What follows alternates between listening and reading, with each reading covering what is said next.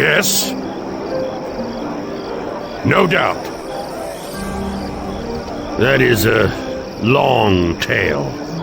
Some pieces of the tale I gave when we escaped. But there is more, yes. As you probably already know, the King of Shadows was once a creation, a guardian of Ilfan. By tapping into the power of the Weave, the source of all magic in Faerun, Ilfan sought to make an invincible protector to shield its borders.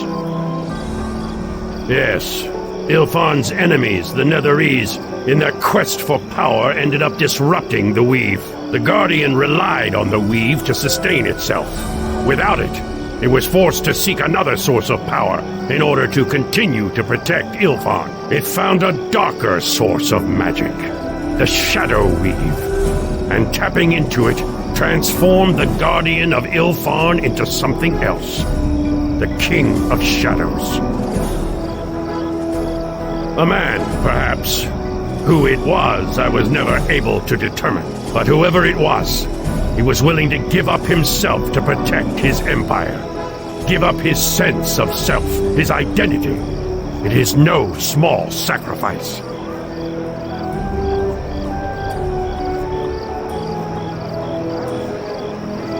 There is a certain sympathy I have for such a man, for someone willing to make that choice. He cast away his family, his ties to his people, and he ended up suffering for it while attempting to save them. Such a motivation is not hard to understand. Even more now, to see the King of Shadows reviled for what he has done, and knowing that at its core, he sought only to protect the people under his care. Now, its people are gone, and even knowing its failure, it still seeks to protect its empire and, most importantly, itself. If it frees itself, it will seek to destroy anything that threatens it. You first, then I. Then it will destroy all civilization on the Sword Coast where its former empire lay. And from then on, I do not know what it will do. But the coast shall become as the mare is now, lifeless. Its only people raised from the dead to become the shades of the new Ilfan Empire. No doubt.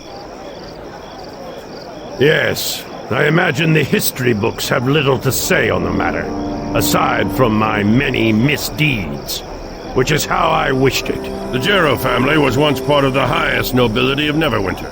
When growing up, I displayed a certain aptitude for magic, especially the magic tied to the lower planes. With little training, I was able to do spells well beyond my years, and well beyond any training I received in the academies and elsewhere.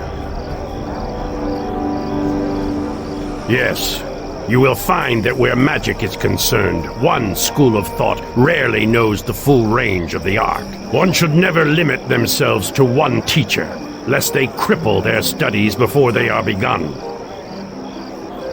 Gain it. With the lower planes, the power is always there. It just needs a focus, and the will to control it. In my case, it did not take long to master that power. The greater discipline came in using it sparingly so that few could see. When one displays such power, it does not grant you freedom. It becomes a cage and makes you a target. You will be constantly beset by the problems of others, who will see your power as an excuse to compensate for the lack of theirs. That is never a position I want to be in, nor a philosophy I wish to encourage in others. Nevertheless, I displayed enough talent to be accepted by the Neverwinter court, to be the Jester Mage. To make my intentions plain, it was a position of convenience and opportunity, one of many. The position allowed me to obtain access to many of the secrets of the Neverwinter, as well as free access to the Academy libraries, their vaults, and the court records. Also, I thought that perhaps my position might give me a greater voice when attempting to convince others of threats that beset us. But that proved to be an ill-founded conclusion. Oh yes, I had several teachers. Many are dead now through unfortunate circumstances, But not by my hand, I assure you. I sought teaching not only in Neverwinter and Waterdeep, but also across the plains from infernal allies, and even from the Arcane Brotherhood in Luskan. Yes, provided one can stomach their politics, they have a vast library of knowledge to draw upon.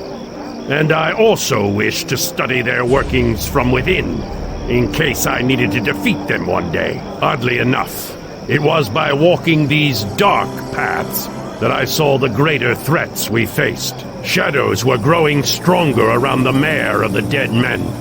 This was due to the growing power of the King of Shadows.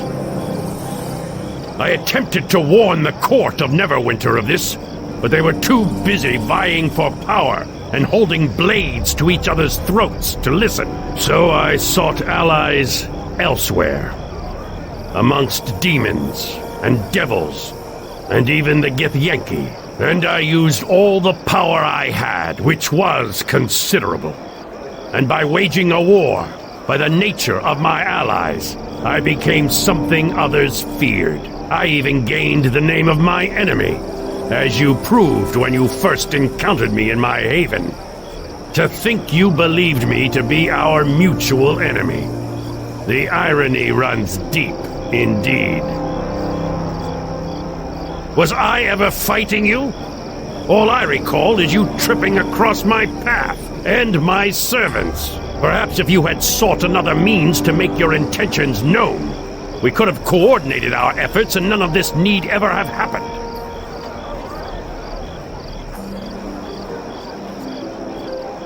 Of course I blame you. You trampled like a fool child through ruins and libraries, disrupting my search, disrupting my goals. You should have stayed out of affairs you had no knowledge of.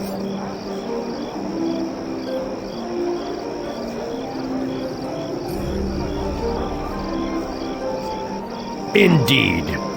And for the sake of amusement, perhaps you can tell me what you would have done.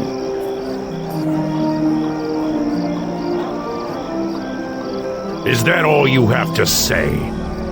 Your opinion is your own, and a shallow one at that, so keep it to yourself. No doubt. I have only recently escaped my imprisonment in the lower plains. And since then, I have fought to re-establish my stronghold and gather my forces, which you have ruined with your carelessness. Let us simply say I had help in the matter, and leave it for another time. It has no bearing on our present situation. No doubt. How any of my kin managed to survive is a mystery to me. It seems the Jero line is more resilient than I thought. But yes, I thought the Jero line had been ended in the war with the King of Shadows. During the battles that waged near the Mare, near Highcliff, there was so much chaos, I thought what remained of my family was lost. Now, they truly are.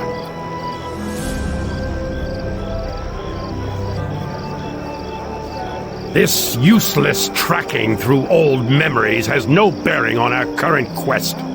Let us focus on the present, not what or why I did things in the past. No doubt. The shards, including the one lodged within you, are part of the Sword of Gith. Its history is a tiresome one. Ask the Githzerai if you would know more. She could no doubt recite countless metaphors concerning Gith and Zerthamon. The importance of the shards is that once recast into a blade, it is likely to have the power to harm the King of Shadows, and as such is vital to our quest. I do not know. Perhaps their extraplanar origin is what makes the King of Shadows vulnerable to them. There may be some secret in their creation that is unknown to me, that may make them effective as well. Regardless, the King of Shadows is vulnerable to them, and to the Sword of Gith most of all. No doubt. I did. But before I could reach the other statues, the Shadow Reaver arrived, and even with my allies, I could not stand against him. Now each of us bears the necessary pieces of the ritual, and together, we are the only ones who can harm him. Like it or not, we need each other if we are to succeed. If the Githzerai did not already explain, the ritual is designed to unmake the Ilfarn Guardian, which the King of Shadows once was, and still is in part. But the Guardian is a shell, a vessel for what the King of Shadows has become. When it drew life from the Shadow Weave long ago, it became something else, something greater. Still, its outer skin is that of the Guardian. We must break that armor first, and once shattered, then we may strike at his essence. We must do it within the King of Shadows' fortress, as near to his heart as possible. Within the Mare of Dead Men, or the Merdelaine as the Druidess calls it. There is where we must go. Yes, I know. I do not know how to defeat such a shield yet, but we must find a way. To do that, will require the Sword of Gith, which you carry with you. The silver swords of the Githyanki are the only weapons I have seen that have harmed the King of Shadows, and the Sword of Gith is the mightiest of such weapons. No. I do not know. Greater than nothing, I suspect, but it is a chance we must take. That fact did not escape me. We will need to remake it if we are to succeed. No, but it is something we must discover, and soon. I do not believe reforging the sword will require all the shards, but as I have never done such a thing, I do not know for certain. The Githzerai who travels with us may know more. In that she may have some use. When the time is right, I will show you, not before. Part of power comes in knowing when to keep it a secret, and sharing it only with those you trust. No doubt.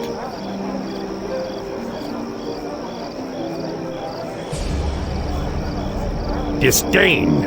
I hardly consider her worthy of emotion at all. She is a blind follower, an adherent of her own people's history. There is blindness in such things.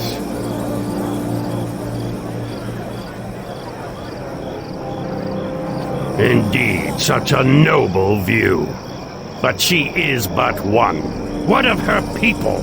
Where are they against this threat? We need allies who understand our enemy, yet her people do nothing. The people of Farron are ignorant of the King of Shadows, yes, but her people are not. Indeed. And why is that? And again I ignore politics in my haste to do battle. I had thought that perhaps because they were not tied to Farron and the courts of Neverwinter, the people of Gith would have a broader view. But I forget the unreasoning hatred of the Githyanki. The fear of such a division in battle should the Githzerai join the conflict. There is wisdom in such a decision.